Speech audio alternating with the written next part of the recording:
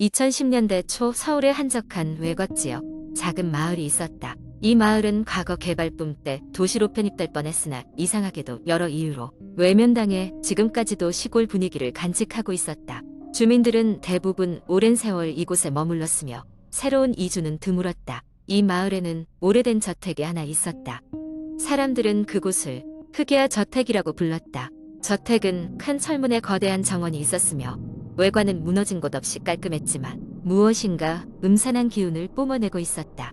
누구도 그곳에 사는 과거의 가족에 대해 아는 바가 없었고 저택은 수년간 비어 있었다. 어느 여름 호기심 많은 대학생 무리가 이곳을 탐험해 보기로 결심했다. 그들은 괴담을 즐겨 듣던 터라 이 저택에 많은 관심을 가졌다.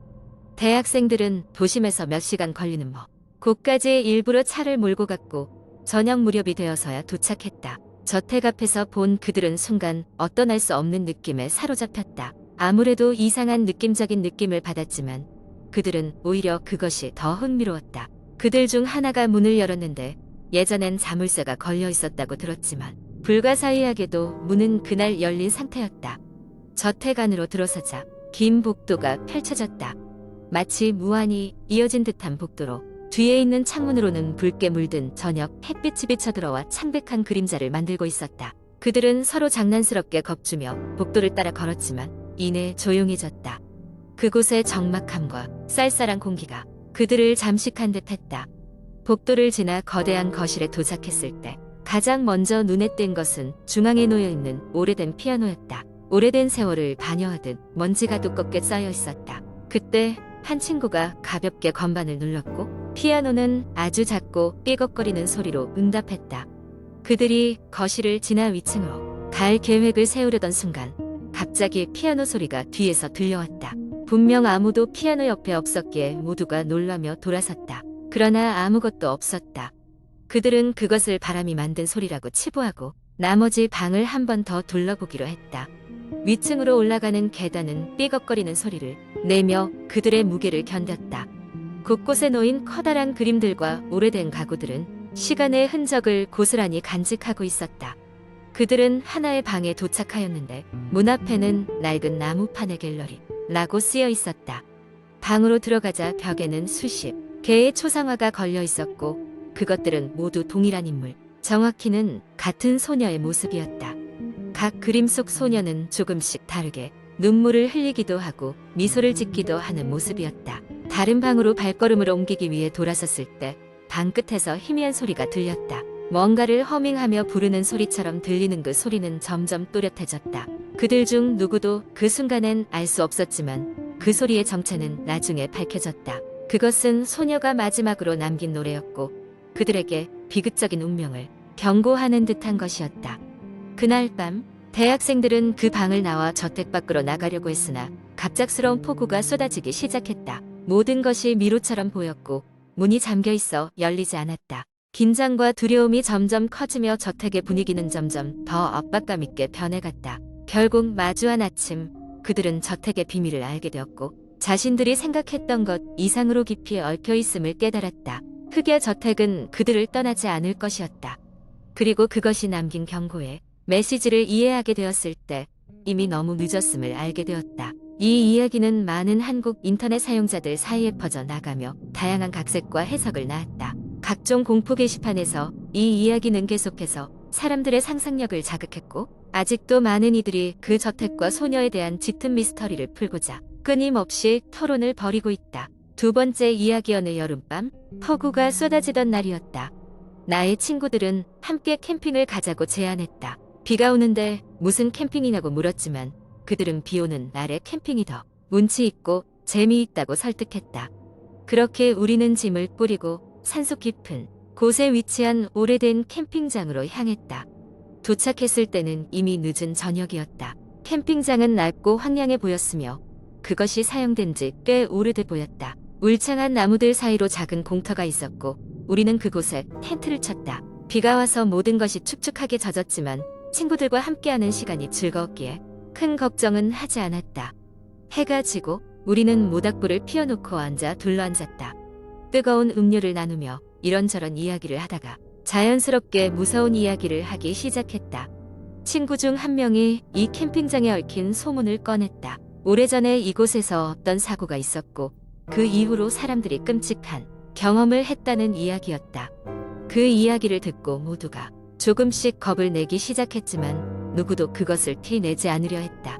그러던 중 한 친구가 제안했다. 내기하자. 이 숲속을 돌아다니면서 무섭지 않은 척하기. 우리는 웃으며 동의했고 각자 휴대폰 불빛을 켠 채 숲속을 탐험하기로 했다. 나는 단독으로 숲속 깊이 들어갔다. 나뭇잎이 바람에 스치는 소리와 빗방울이 나무에 떨어지는 소리만이 들렸다. 그런데 얼마 지나지 않아 뭔가 이상한 느낌이 들었다. 누군가 나를 지켜보는 것 같았다. 누군가의 시선을 피하기 위해 주위를 둘러보았지만 아무것도 보이지 않았다. 시간이 더 지나자 나는 무언가 이상한 소리를 듣기 시작했다. 처음에는 바람 소리라고 생각했지만 그것은 사람의 울음소리 같았다. 나는 순간 얼어붙었다. 걸음을 멈추고 소리가 나는 방향을 바라보았지만 빗소리 외에는 아무것도 들리지 않았다. 기분이 좋지 않아서 텐트로 돌아가려 하는데 그 순간 바로 내 뒤에서 들리는 발소리. 겁에 질린 채 몸이 경직되어 움직일 수가 없었다.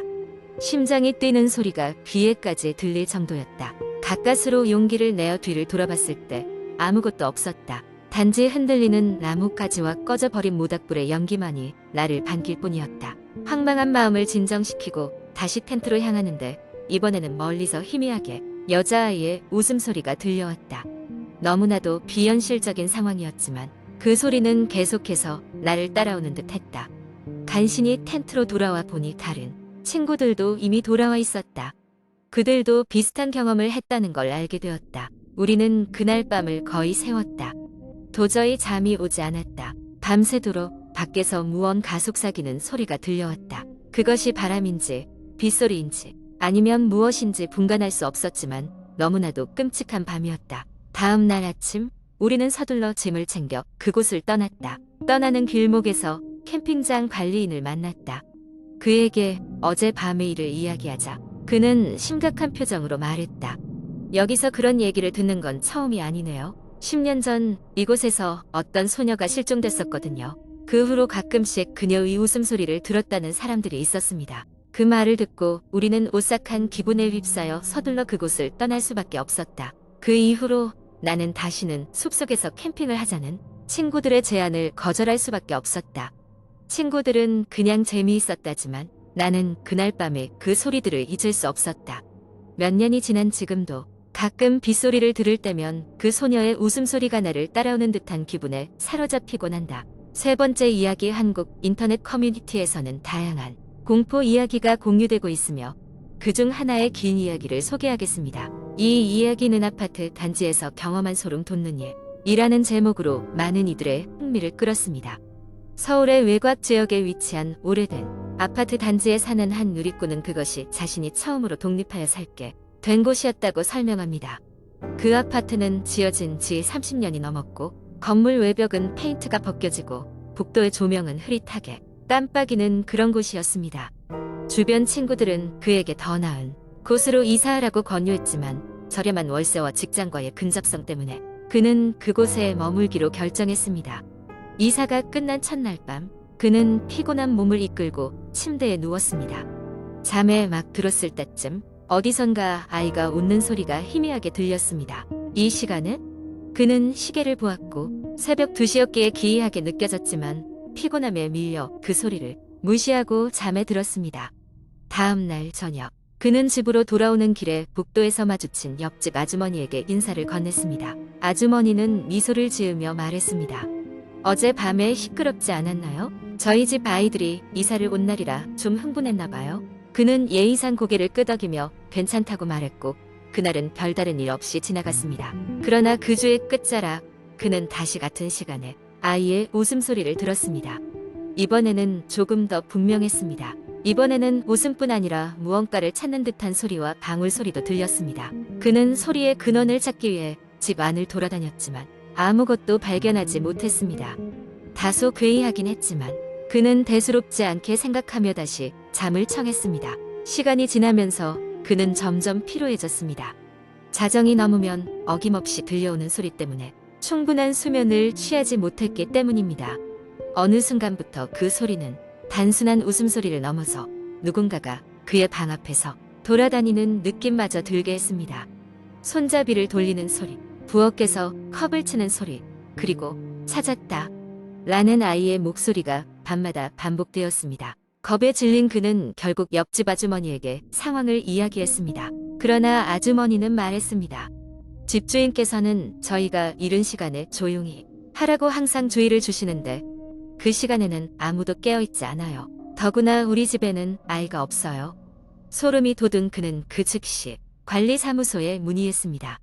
관리사무소 직원은 그 말을 듣고 심각한 표정으로 그 아파트의 과거 이야기를 해주었습니다. 10여 년 전 그 아파트에서는 한 어린아이가 실종된 사건이 있었습니다.